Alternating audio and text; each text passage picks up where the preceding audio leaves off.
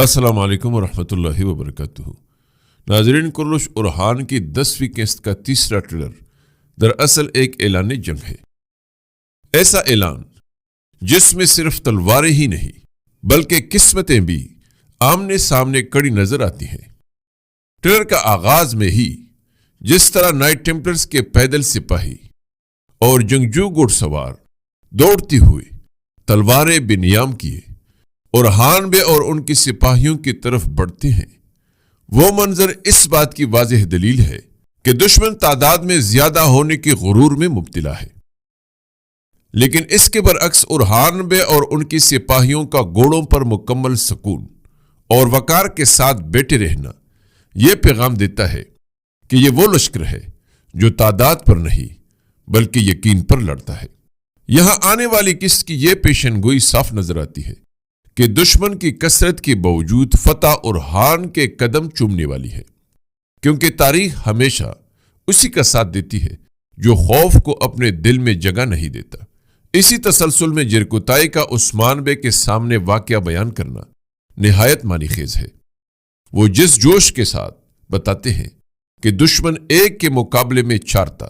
اور پھر ارحان بے کا میدان میں اہنی مکے کی طرح اترنا، یہ سب اس بات کی طرف اشارہ کرتا ہے کہ آنے والی قسط میں ارحان بے کی عسکری حکمت عملی کو غیر معمولی انداز میں دکھایا جائے گا۔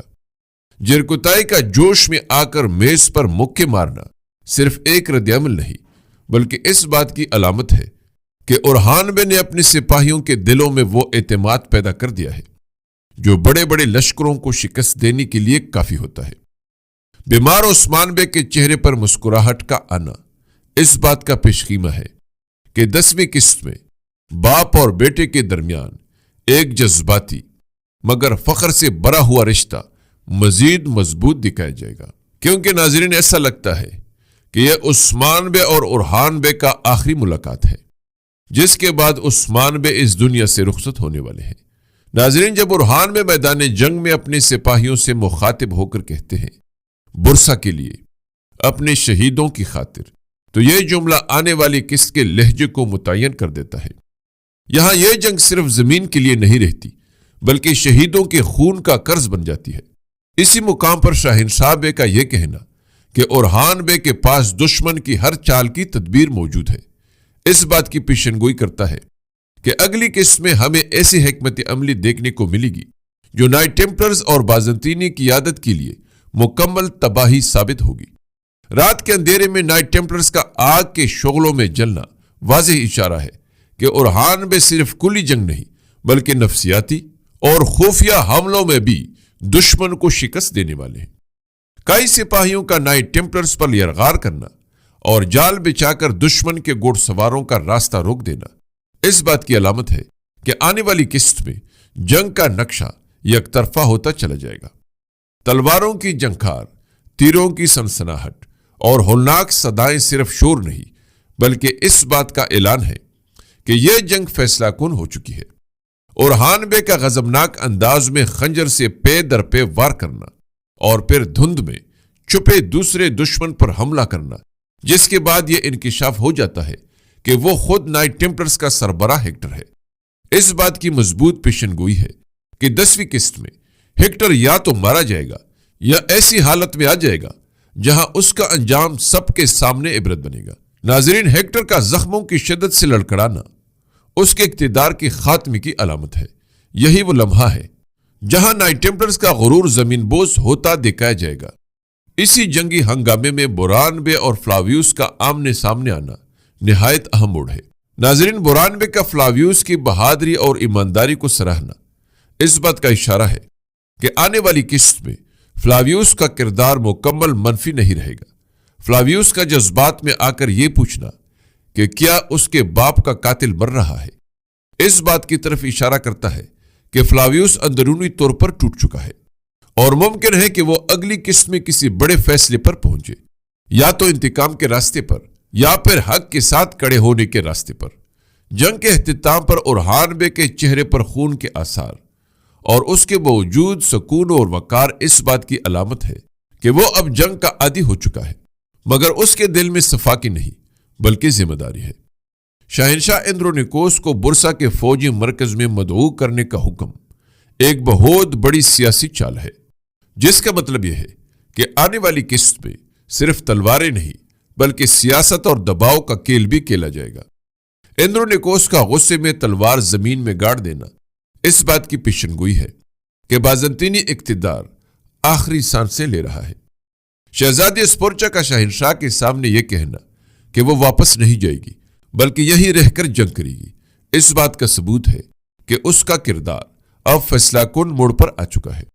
وہ یا تو مکمل طور پر اقتدار کی جنگ میں کودے گی یا پھر کسی ایسے فیصلے پر پہنچے گی جو پوری کہانی کا رخ بدل دے گا۔ فلاویوس اور فاطمہ خاتون کا مکالمہ، جہاں فلاویوس اپنی تنہائی کا اظہار کرتا ہے اور فاطمہ خاتون اسے سختی سے اور شفقت کے ملے جلے انداز میں سنبھالتی ہے، اس بات کی طرف اشارہ کرتا ہے کہ آنے والی قسط میں فاطمہ خاتون صرف جنگجو نہیں بلکہ ایک روحانی اور اخلاقی سہارا بن کر ابھرے گی۔ ناظرین، گونجا خاتون شہزادی اسپورچا اور ملعون خاتون کا ایک ساتھ ہونا اور ملعون خاتون کا محبت میں مبتلا عورت سے ہوشیار رہنے کا جملہ صاف بتاتا ہے کہ آنے والی قسط میں محبت سب سے خطرناک ہتھیار بننے والی ہے۔ ڈیفنی کا یہ کہنا کہ تباہ شدہ سرنگیں دوبارہ کھل چکی ہیں اور یہ دشمن کے لیے قبرستان ثابت ہوگی، دراصل اس کی غلط فہمی کو ظاہر کرتا ہے، کیونکہ وہ سمجھ رہی ہے کہ سرنگیں ترکوں کے لیے نقصان دہ ہوگی، جبکہ حقیقت میں یہی سرنگیں برسا کی فتح کی کنجی بننے والی ہیں۔ حلیمہ کا عیسائی لباس میں ہونا اور یہ کہنا کہ ان سب کی موت کا وقت آ چکا ہے استاد، اس بات کی واضح پیشن گوئی ہے کہ اگلی قسط میں حلیمہ خاتون ایک خفیہ قاتل کے طور پر نائٹ ٹیمپلرز کی صفوں میں تباہی مچا دے گی۔ عبادت گاہ کے اندر نائٹ ٹیمپلرز کا محاصرہ اور ہر طرف سے تلواروں کی آوازیں اس بات کا اعلان ہے کہ دشمن کے مذہبی اور عسکری مراکز دونوں تباہ ہونے والے ہیں۔ شاہنشاہ کا ہیکٹر کے ساتھی کو پکڑ کر یہ کہنا کہ اس کی طرف سے کوئی راہ نجات باقی نہیں رہا، اس بات کی علامت ہے کہ ہیکٹر کا پورا نیٹ ورک ختم کیا جائے گا۔ ناظرین، اورہان بے کی امامت میں نماز کا منظر آنے والی قسط کی روح کو بیان کرتا ہے۔ یہ بتاتا ہے کہ یہ جنگ طاقت کی نہیں بلکہ ایمان کی ہے۔ نیلوفر خاتون کا اسلام کے نور کی بات کرنا اس بات کی پیشن گوئی ہے کہ شہزادی اسپورچا یا ڈیفنی میں سے کوئی ایک آنے والے وقت میں